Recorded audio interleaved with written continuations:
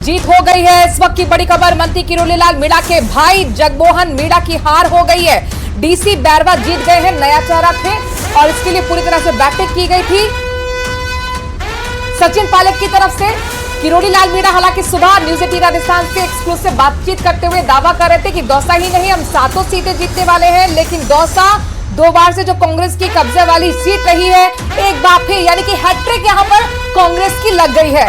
Vote भिक्षाम देही, ये बात कहते कहते किरोड़ीलाल मीणा लोगों के बीच गए थे वोट मांगने के लिए।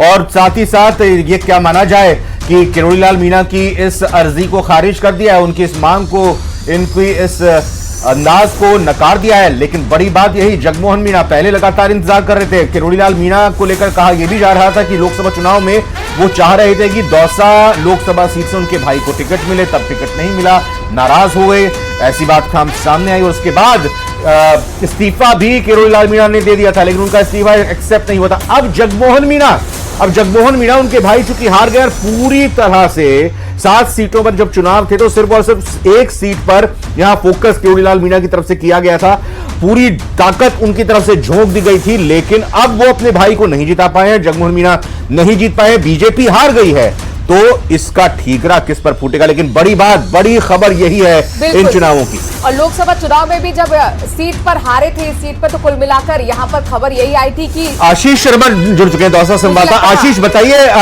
औपचारिक घोषणा कब तक हो जाएगी, कितना मार्जिन लास्ट राउंड तक काउंटिंग का? अच्छा करने के लिए एक अच्छा होता, तो इसमें तो मैं क्या टिप्पणी कर सकता हूँ। क्या कारण रह सकते हैं हार के?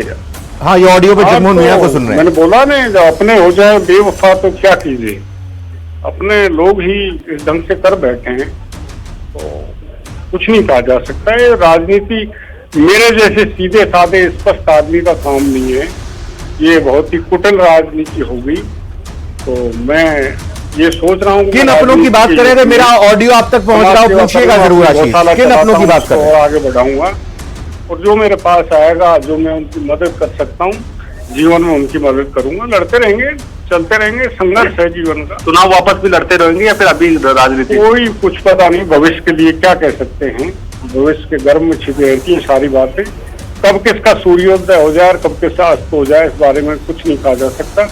लेकिन जो लोग ये सोच के राजी हो रहे हैं तो भगवान करे उनको खूब खुशी दे। एक तरफ से तो मेरी मन में कोई दुर्भावना किसी के प्रति नहीं है, लेकिन ऐसा नहीं होना चाहिए, ऐसा नहीं करना चाहिए। ये थे भाजपा के प्रत्याशी जगमोहन मीणा और इनका कहना है कि अपनों ने ही धोखा किया है और इस तरह की बात इन्होंने कही है। और हार के बाद काफी एक तरीके से प्रेजेंट करते हुए नजर आए हैं कि लोगों ने उनका साथ नहीं दिया और वो चाहते थे कि दौसा का सर्वांगीण विकास हो, लेकिन दौसा की जनता ने उन्हें मौका नहीं दिया है। और यहां से कांग्रेस प्रत्याशी डीसी बैरवा चुनाव जीत चुके हैं। आशीष जी हाँ, तो आशीष शर्मा यहाँ जगमोहन मीणा से ऑडियो सुनाते हुए आपको पहली रिएक्शन सबसे पहले न्यूज 18 राजस्थान पर ही आपने देखी कि किस तरह से यहाँ जगमोहन मीणा चुनाव हारने के बाद अपनों को ही कोसते हुए, अपनों पर ही ठीकरा फोड़ते हुए, अगर मेरे साथ मेहमान हैं तो मैं कैलाश वर्मा जी बीजेपी से विधायक हैं। कैलाश वर्मा जी, आप हैं हमारे साथ?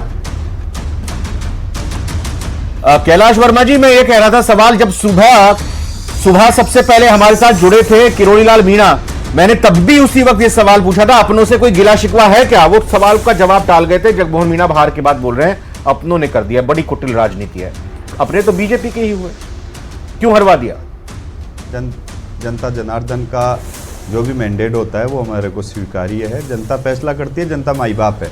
और शुरू से ही जिस सीट के ऊपर नेट टू नेट चल रहा था, लास्ट के अंदर जो जनता ने फैसला किया, जगमोहन मीणा जी का यह आरोप कि अपनों ने ही ये सा काम किया है, कभी सूर्य उदय होता है, कभी सूर्य अस्त होता है, साफ तौर पर उनका इशारा इसी बात का है कि अंदरूनी गुटबाजी कलह कुछ ऐसी रही कि जगमोहन मीणा के साथ साथ किरोड़ीलाल मीणा भी हार गए।